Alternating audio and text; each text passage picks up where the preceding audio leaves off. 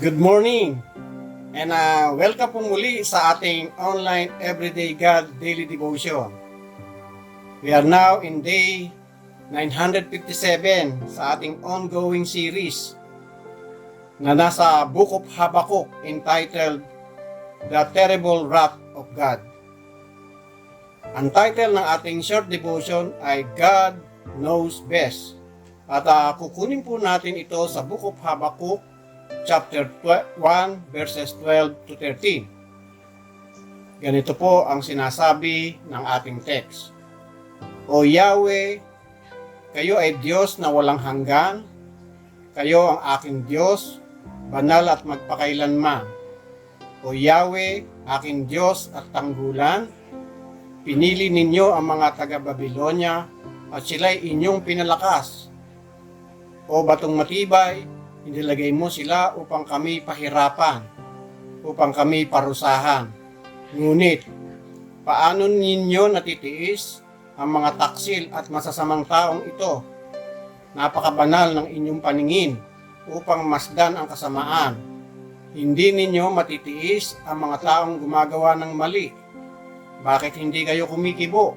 Gayong pinupuksa nila ang mga taong higit na mabuti kaysa kanila. Dito sa chapter na ito ay makikita natin ang mensahe ni Habakkuk na ipinahayag sa kanya ng Panginoon. Makikita natin dito ang kanyang dalawang hinaing sa Diyos na kung saan ay humihingi siya ng tulong sa mga karahasan na nangyayari sa kanilang lugar.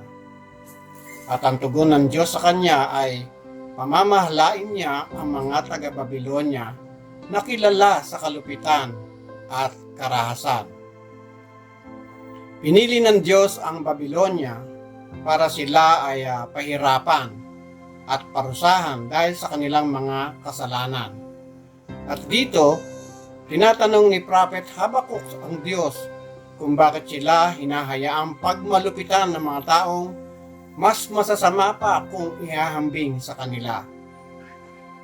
May sapat na dahilan ng Diyos kung bakit niya inaalaw na mangyari ang mga ganito. At ito ay may itinuturong magandang lesson para sa mga Israelita. Maaaring may nangyayari sa atin na hindi natin maisip kung bakit ang mga iyon ay nangyayari. Ang dapat nating gawin ay we should not trust or rely in our own understanding, but rather, we should trust God because He knows what is best for all of us. Sabi nga sa Isaiah 55:8 and 9, For my thoughts are not your thoughts, neither are your ways my ways, declares the Lord. As the heavens are higher than the earth, so are my ways higher than your ways, and my thoughts than your thoughts. Marami pong salamat, and God bless us all today and always.